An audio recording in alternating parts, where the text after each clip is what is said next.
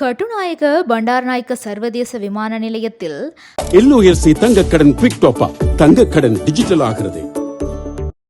182.5 million ரூபாய் பெறுமதியான அஷிஷ் போதைப் பொருளை கடத்த முயன்ற கனேடிய நாட்டு பிரஜையொருவர் இன்று அதிகாலை சுங்க போதைப் பொருள் கட்டுப்பாட்டு பிரிவின் அதிகாரிகளால் கைது செய்யப்பட்டார். சந்தேக நபர் 21 வயது கனேடிய பிரஜை எனவும் அவர் கனடாவில் உயர்கல்வி பயிலும் மாணவர் என்றும் தெரிவிக்கப்படுகின்றது. குறித்த நபர் கொண்டு வந்த பயணப்பைகளை சோதனை செய்தபோது 18 கிலோகிராம் அஷீஷை சுங்க அதிகாரிகள் கண்டுபிடித்தனர்.